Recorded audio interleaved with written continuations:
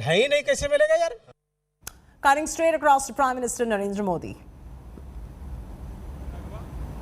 70 लाख से ज्यादा self help group हैं, जिनसे लगभग 8 करोड़ बहनें जुड़ी हैं और ये ज्यादातर गांव में ही काम कर रही है। इन बहनों को जन धन खातों के माध्यम से बैंकिंग सिस्टम के साथ तो जोड़ा ही गया है, बिना गारंटी ऋण में भी काफी बढ़ोतरी की है।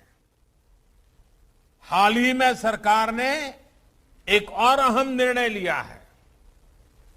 हर सेल्फ हेल्प ग्रुप को पहले जहां 10 लाख रुपए तक का बिना गारंटी का ऋण मिलता था, अब ये सीमा बढ़ाकर 2 गुनी यानी 10 लाख से 20 लाख कर दी गई है।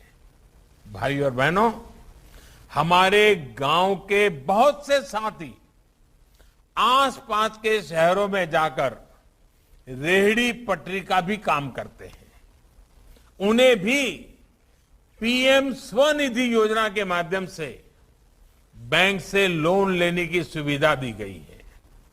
आज 25 लाख से ज्यादा ऐसे साथियों को बैंक से लोन मिल भी चुका है। अब इन्हें भी अपना काम आगे बढ़ाने के लिए किसी और के पास जाने की जरूरत नहीं है।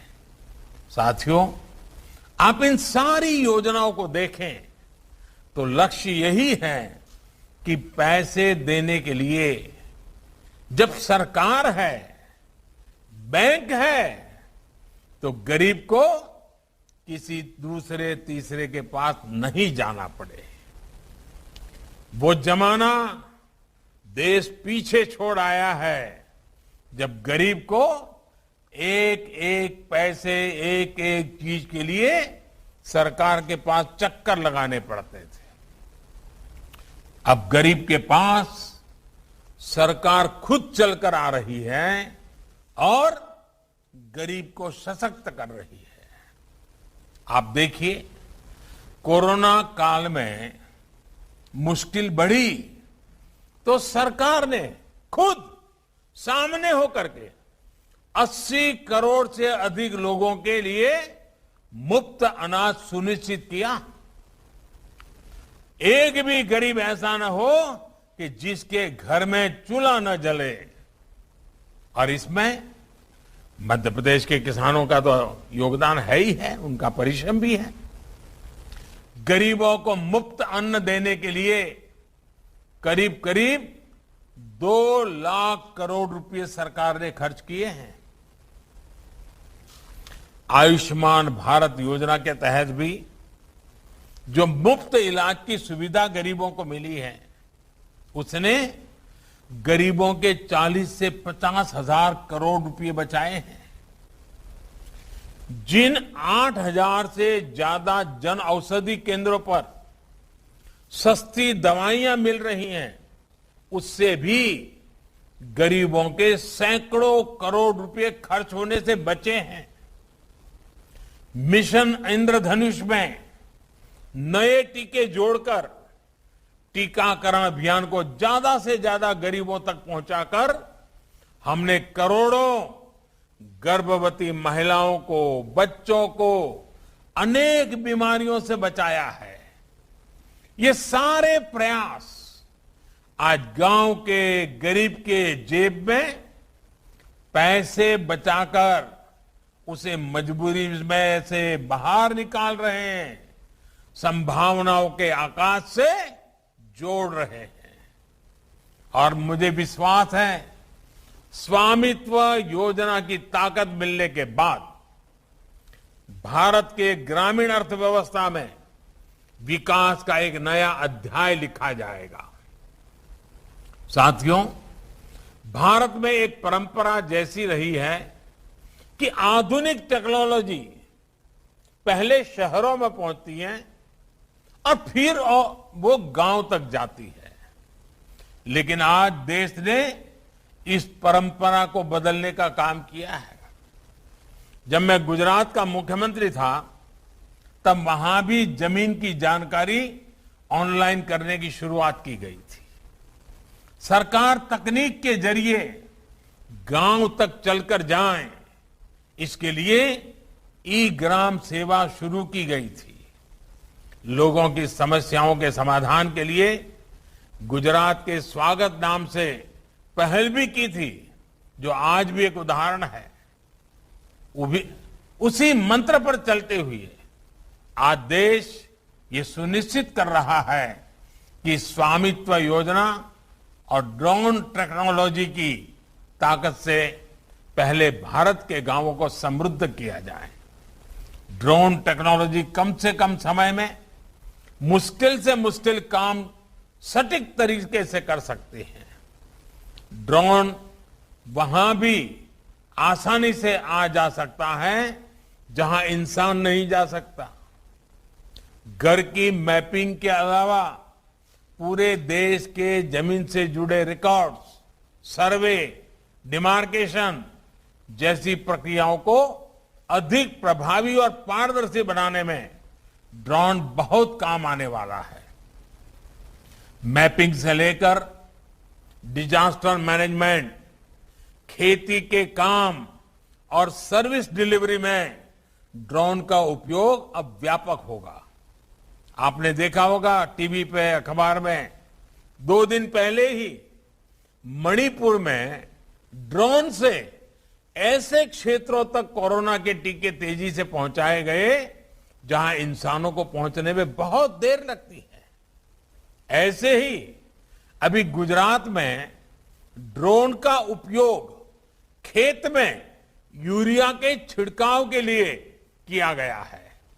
भाइयों और बहनों, ड्रोन टेक्नोलॉजी से किसानों को, मरीजों को, दूर दराज के क्षेत्रों को ज्यादा से ज्यादा लाभ मिले, इसके लिए हाल ही में अनेक नीतिगत निर्णय लिए गए हैं। आधुनिक ड्रोन बड़ी संख्या में भारत में ही बने, इसमें भी भारत आत्मनिर्भर हो, इसके लिए पीएलआई स्कीम भी घोषित की गई है। आज मैं इस अवसर देश के परिश्रमी वैज्ञानिकों, इंजीनियरों, सॉफ्टवेयर डेवलपर्स और स्टार्टअप से जुड़े युवाओं को कहूंगा कि भारत में कम कीमत वाले अच्छी क्वालिटी के ड्रोन्स के निर्माण के लिए आगे आए। ये ड्रोन्स भारत के भाग्य को आसमान की नई ऊंचाई पर ले जाने का सामर्थ्य रखते हैं। सरकार ने भी तय किया है कि भारतीय कंपनियों से ड्रोन और इससे जुड़ी सेवाएं खरीदी जाएगी। इससे बड़ी संख्या में देश विदेश की कंपनियों को भारत में ड्रोन निर्माण को प्रोत्साहन मिलेगा, जिससे नए रोजगार भी बनेंगे। साथियों, आजादी का अमृत काल यानी आने वाले 25 वर्ष गांवों के आर्थिक सामर्थ्य से भारत की विकास यात्रा को सशक्त करने के हैं। इसमें टेक्नोलॉजी से जुड़ा इंफ्रास्ट्रक्चर बहुत बड़ी भूमिका निभाने वाला है। मोबाइल फोन और इंटरनेट आज गांव के युवाओं को नए अवसरों से जोड़ रहा है। किसानों को खेती की नई तकनीक, नई फसलों, नए बाजार से जोड़ने में मोबाइल फोन आज बहुत बड़ी सुविधा बन चुका है। आज भारत के गांवों में शहरों से भी ज्यादा इंटरनेट यूजर हैं। अब तो देश के सभी गांवों को ऑप्टिकल फाइबर से जोड़ने का अभियान भी तेजी से चल रहा है। बेहतर इंटरनेट सुविधा से खेती के अलावा अच्छी पढ़ाई और अच्छी दवाई, इसकी सुविधा गांव के गरीब को घर बैठे ही सुलभ हो संभव होने वाला है।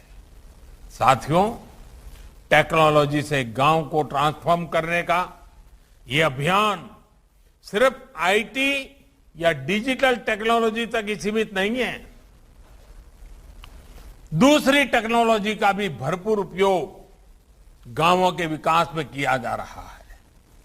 सौर ऊर्जा से सिंचाई और कमाई के नए अवसर भी गांवों को सुलभ कराए जा रहे हैं।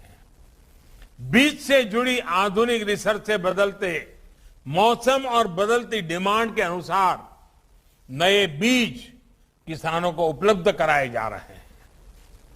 नए बेहतर टीकों में पशुओं के स्वास्थ्य को बेहतर बनाने की कोशिश की जा रही है। ऐसे ही सार्थक प्रयासों से, गांवों की सक्रिय भागीदारी से, सबके प्रयास से हम गांव के पूरे सामर्थ्य को भारत के विकास का आधार बनाएंगे। गांव सशक्त होगा तो मध्य प्रदेश भी सशक्त होगा, भारत भी सशक्त होगा। इसी कामना के साथ आप सभी को फिर से बहुत बहुत शुभकामनाएं। कल से नवरात्रि का पवित्र पर्व आरंभ हो रहा है। ये शक्ति साधना आप सब पर आशीर्वाद बनकर के आए। देश कोरोना से जल्द मुक्त हो। हम भी इस कोरोना काल में सावधानी बरतते हुए अपने जीवन को भी आगे बढ़ाते रहें, जीवन को मस्ती से जीते रहें। इसी शुभकामनाओं के साथ बहुत बहुत धन्यवाद। With that, it's a wrap from me.